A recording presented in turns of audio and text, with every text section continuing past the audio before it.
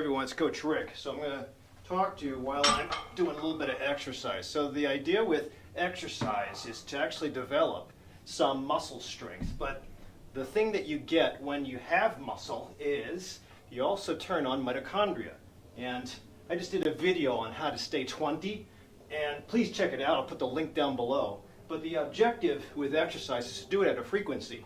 The question is how hard, how much, how often, and what type. So we know that we have ideas that mitochondria, if you develop them properly, keep you from aging. Now, this is a pretty decent study. This is a picture of mitochondria. Youthful and old.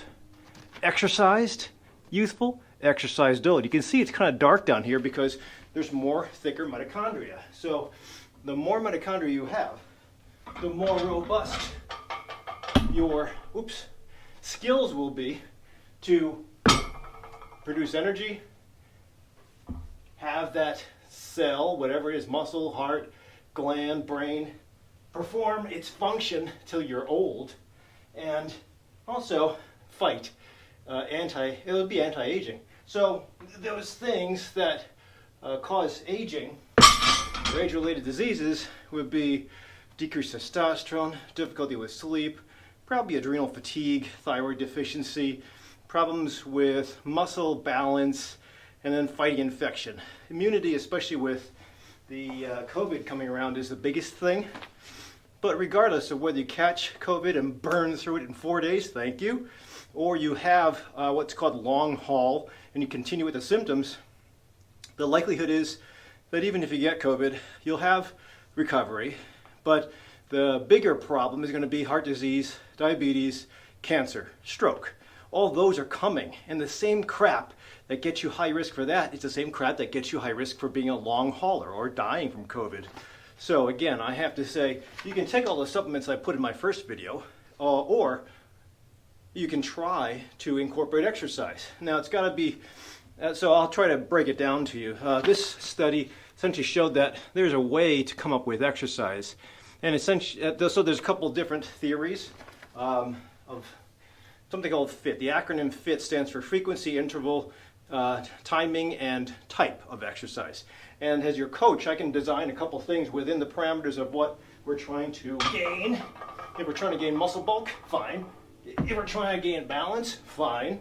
If we're trying to gain cardiovascular efficiency, fine. But all those exercises are different. If we're just trying to get away from, say, knee pain, hip pain, I might have to develop a routine just with the tiny muscles of the foot. If you're trying to get away from back pain, you might have to have a core exercise. And those things are really boring. Or pelvic exercises for my moms who have given birth, passed the bowling ball through the vagina, or had some problems with IBS, not moms, but anybody. The pelvic floor is the bottom of the core, the box of the core. And when the pelvic floor sucks, the core is terrible. No matter how good you are or ripped you are, you will have everything come through the bottom. And that makes it a soft core. So if it's a soft core, I've done videos on it before, then it's not helpful. But some people say that they can get by just with losing weight. And I think that's the first step. But it's not that's not the only step, because this is a study where people lost weight, but the mitochondria, I mean, they lost fat, maybe developed a little bit more muscle, but the mitochondria didn't change. So the limitations with that study are timing and how long they studied people for. So, but the bottom line with that study is that even if you lose the weight, you still might not have the strength of the mitochondria protecting you from age-related diseases. That's what we have to do, is we have to fight age-related diseases and then get past the pandemic. And both of the problems are taken care of by the same solution. So it's going to be exercise. The question again is, what kind? That previous study also talked about different zones. Zone 1, Zone 2, and Zone 3. So let's get into it. Zone 1 is kind of where I am right now. I'm not so short of breath, starting to work up a sweat. Zone 2 is, and the old-fashioned way, is to do heart rate. The new-fashioned way is to do VO2 max or VO2 theta, but we don't have to talk about that stuff. And then you have to have measuring or self-monitoring. devices, it makes it a little tough. Even if you wanted to stick for lactic acid or glucose or ketones, it takes it up a notch. So you can go old school, especially if you're just beginning this stuff. But the bottom line is I wanted you to understand why I say 3 times a week, 15 to 20 minutes, and then 1 day of a week with regards to strength training. So how far do we get? How intense? There is something called a fat burning zone that people have come up with, but it's not that robust. The information says that you can either hang out in the zone 1 level, hang out in the zone 2 level where you're really huffing and puffing and starting to push, or hang out in zone 3 where you're overtraining possibly. That's more elite athlete stuff. But honestly, most of the studies do show that if you have a resistance exercise program, it will help change your tolerance, obviously, get used to it. It also helps change the mitochondria. Again, another data point for mitochondria being changed with exercise. So it's worth it. The question is, do we divide our own exercise routine? Do you do cardio? Do you do strength training? Do you do high intensity interval training? And I would say depends on you. So that's why it has to be kind of put together. I think strength training is really important. For me, I grew up with strength training. I'm an old bodybuilder, and I've always related to that. So it brings me back to my roots. And sometimes when you have the inspiration of the way you thought when you were younger, it'll also make it a lot easier to get through that exercise routine. So if you remember having an award given to you because of some thing you did in high school or college, then it'll bring you back potentially. Kind of like me, when I'm exercising, I try to listen to Metallica or Van Halen, rest in peace. But even if I'm not ready for it, and I haven't been ready for exercise for like 3 weeks. I'm coming off of a COVID infection, and I didn't exercise during the COVID infection, but I'm also coming off of not exercising before the COVID infection because I'm trying to find my way as far as work. So hammered by psychological stress, hammered by physical stress as far as an infection, and just didn't have any time to do anything. So out of shape. And this is the first decent exercise I've had in a while, and it's not like lifting weights. I certainly did a deadlift inside, but my objective was to also tell you or talk to you while I do this, because I'll be done in 15, and if I can do it in 15, some of you might sit on a toilet for 15 minutes. So the idea is that it's not going to take up that much time. The studies talked about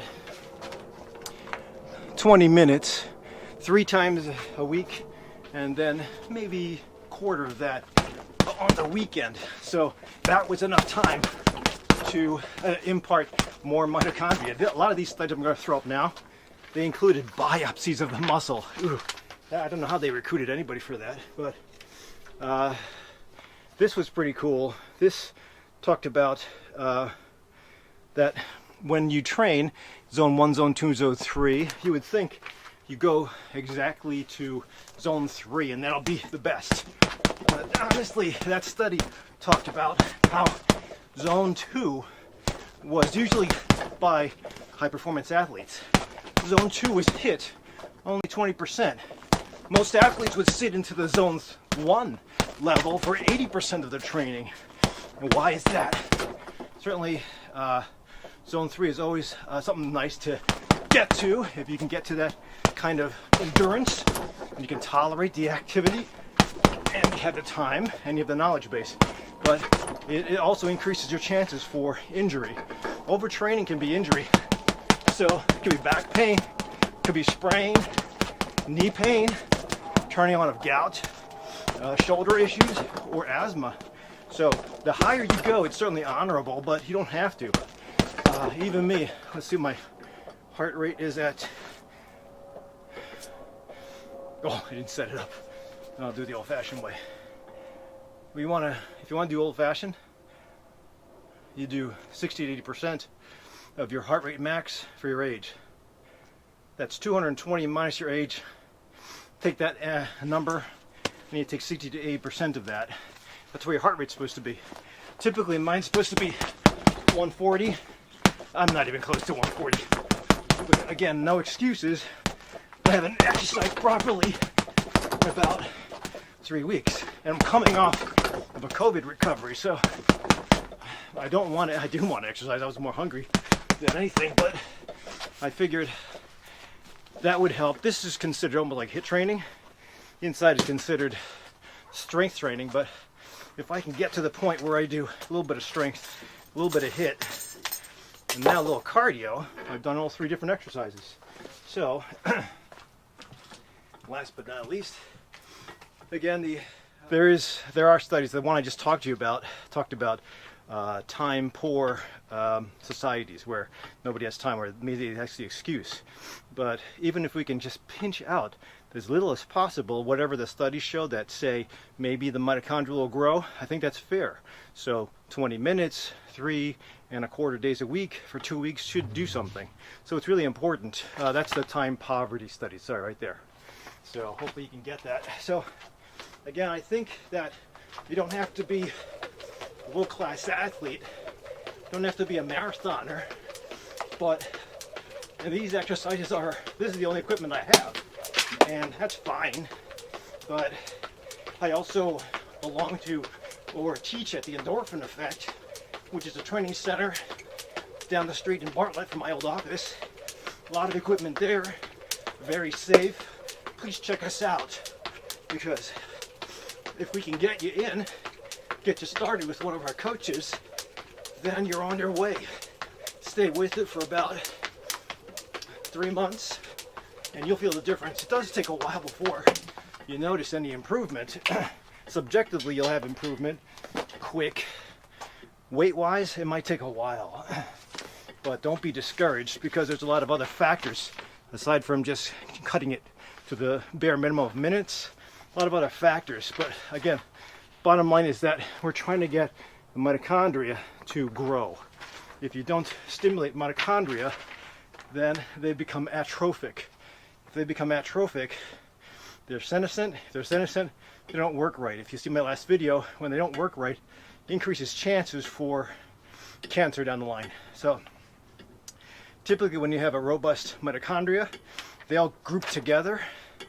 They form a chain. It's called mitochondrial matrix. And there's a ton of energy that can be called on. See my breath now? I'm out of shape, but that's like zone 2. And again, my heart rate is about 140, but I'm already calming down, so I dogged it.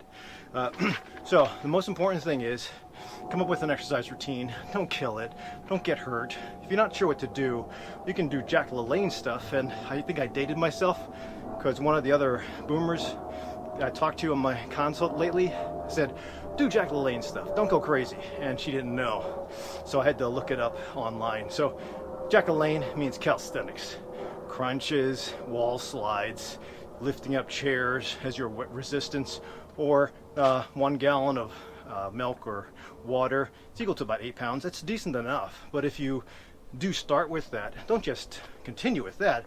You know that your body will respond to it. As far as how much time, I'm not sure, but that's what you need a coach for, to determine when you move to the next level. Whether it's going from baby steps to toddler steps to kid steps to, or going from weekend warrior to well-trained to elite, it doesn't matter. Everybody's got their own little zone. Again, a lot of variables involved, but the bottom line is that if we can get people moving, you can develop the mitochondrial efficiency and the youthfulness to almost make your body bulletproof like you were in your 20s. But it takes time, it takes effort, and it takes guidance. So if you can't afford any of those supplements in my last video, think about this. But whatever you're going to do, stick with it for 3 months. If you can't, because New Year's Eve and New Year's is coming up, so everybody's going to be gung-ho for like 10 days, and then they'll drop off the wagon because they just went to the old routines that they used to do before that failed them before.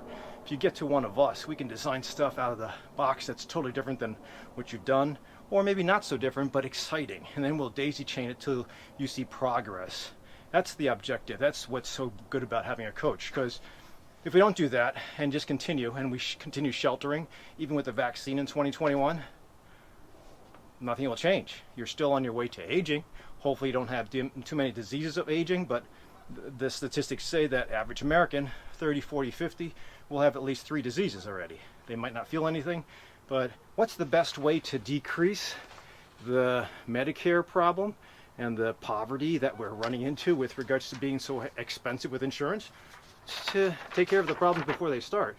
Then even if you get to Medicare, you don't need to do anything. So you don't need to have medicines, don't need to crash course in weight loss and exercise, and you don't need to have any procedures. So most important, try to move.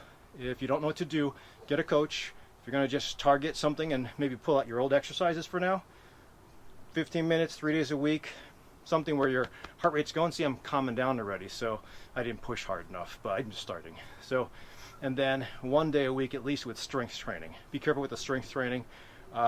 Just a disclaimer now is this is not a substitute for your medical advice, so take all my suggestions, take them to your doctor. If your doctor helps, cool. If he doesn't help, get a new doctor or come to see me online.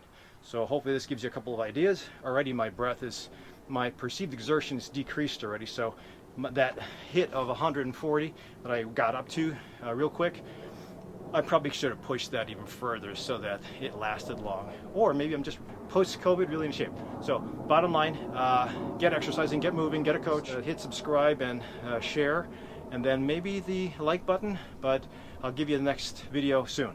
Thanks for watching.